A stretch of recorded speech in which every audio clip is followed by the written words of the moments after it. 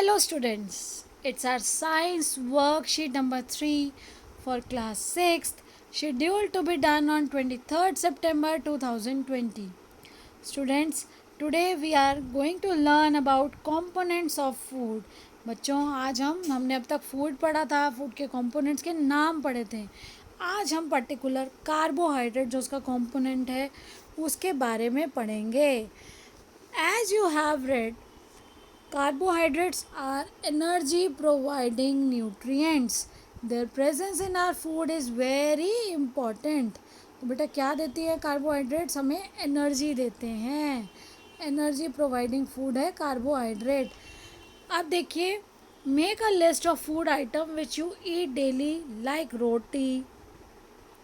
और क्या खाते हैं हम? राइस खाते हैं आप. और आप क्या चीज़ें खाते हैं वो आपको यहाँ लिस्ट करनी है. जैसे आप हो सकता है ब्रेड, तो ब्रेड में भी आप कार्बोहाइड्रेट मिलता है हमें. इस तरह से आप पहले सारी चीज़ें यहाँ पर लिखेंगे जो जो आप डेली खाते हैं. चावल, रोटी, ब्रेड, सब्जी, दूध आप लेते हैं तो वो सब चीज़ें आप यहाँ लिखेंगे. These are many types of carbohydrates, among which the main carbohydrates found in our food are starch and sugars. बेटा ये बहुत सारे कार्बोहाइड्रेट के फॉर्म देखिए जो मेनली हमें कार्बोहाइड्रेट के फॉर्म दिखाए गए हैं. तो कार्बोहाइड्रेट में यहाँ पर क्या है? Wheat, rice, sugar, potato. तो ये क्या है? Since it is energy giving food it provides energy. ये हमें एनर्जी देते हैं. ये इनकी पिक्चर भी बनाई गई है. Guess which food are the sources of carbohydrate nutrients. तो यहाँ पर हमारा चपाती और राइस, ये स्पेशली जो ये हमें व्हीट, राइस और शुगर, पोटैटो से बनी हुई चीज़ें हैं वो हमें सबसे ज़्यादा अमाउंट में, वो रिच होती हैं कार्बोहाइड्रेट में, वो सबसे ज़्यादा अमाउंट में एनर्जी देते हैं. Children, can you find out whether starch is present in your food और नॉट. तो बेटा यहाँ पे आप एक चीज़ और करेंगे. यहाँ पे आप देखिए वेदर की जो स्पेलिंग है, ये वेदर की स्पेलिंग है. वेदर, वेदर का मतलब क्या होता है? आपको चेक करना है क्या प्रेजेंट है या नहीं. जो स्टार्च है वो आपके फूड में, जो आपके पास फूड आइटम है उसमें स्टार्च है या नहीं, यानी कि टाइप ऑफ कार्बोहाइड्रेट है या नहीं. तो come let us know the method to test the presence of starch in our food.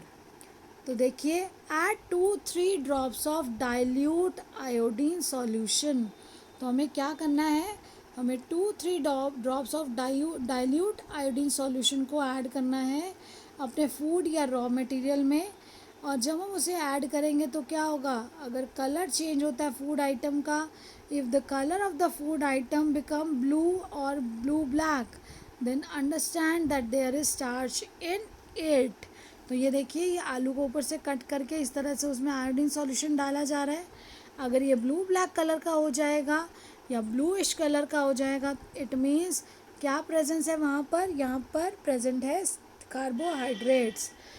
अब देखिए, हमें ये क्वेश्चंस दिए गए हैं. Think and answer in yes और नो. तो देखिए, think and answer in yes और no. Rice and wheat are good source of carbohydrate. बिल्कुल सही है, येस. तो यहाँ क्या आंसर आएगा आपका? Yes, rice and wheat are good source of carbohydrates.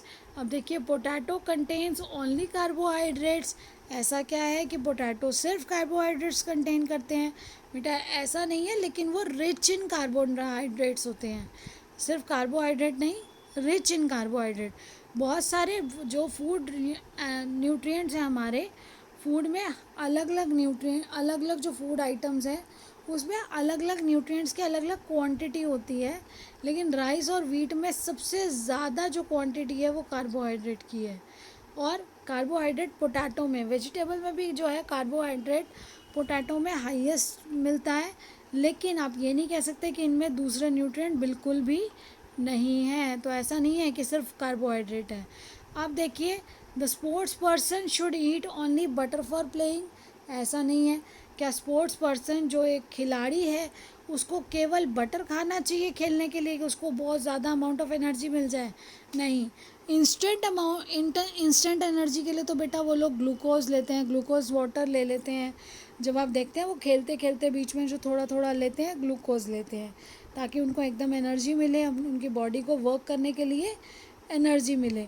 लेकिन ऐसा नहीं है, उन्हें बटर खाना चाहिए, लेकिन सिर्फ ओनली बटर पे सरवाइव नहीं कर सकते।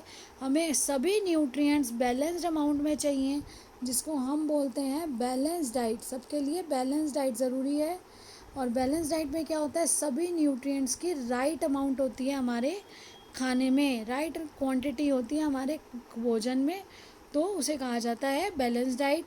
अब देखिए, iodine is not required to test starch, ये तो बिल्कुल गलत है। आपने यहाँ देखा कि जो टेस्ट है इसमें सबसे पहले क्या दिया गया है, 2-3 ड्रॉप्स ऑफ आयोडीन। तो स्टार्च के टेस्ट में तो बेटा क्या चाहिए, आयोडीन चाहिए। तो ये क्या हो गया, फॉल्स। ये भी है फॉल्स, ये भी है फॉल्स, और ये है हमारा ट्रू। हमारा फर्स्ट पार्ट ट्रू है। हाँ, हम पोटैटोज़ के लिए कह सकते हैं, तो हम सेकंड पार्ट को ट्रू भी कह सकते हैं अगर आपके ऑप्शंस में फॉल्स हो ही ना। अब यहाँ देखिए सोर्सेज, तो यहाँ जो हमारी वर्कशीट है, हमारी वर्कशीट में अभी और कोई न्यूट्रिएंट हमें पोटैटो में नहीं बताया, तो हम यहाँ पर इसलिए यहाँ पे हमें अपनी वर्कशीट में क्या कहा गया, wheat, rice, sugar and potato. ये किसके सोर्स बताए गए, ये हमें सोर्सेज बताए गए कार्बोहाइड्रेट के लिए। तो यहाँ पर हम इसको ट्रू भी कह सकते हैं on the basis of this worksheet. Rice, wheat, potato, इन सब में क्या होता है, कार्बोहाइड्रेट होता है। और ये दोनों जो हैं ये हमारे लिए रॉन्ग है, यानी कि फॉल्स स्टेटमेंट है। I hope it is clear to you. Please read the chapter, refer to the chapter in your textbook so that you can relate। बेटा आप चैप्टर से ज़रूर पढ़िए, आपको जो कंसेप्ट बताया गया उसको ज़रूर एक बार पढ़ के देखिए बुक से, ताकि आपकी अंडरस्टैंडिंग और भी अच्छी हो सके। So keep learning, enjoy your learning, stay safe, stay healthy, bye।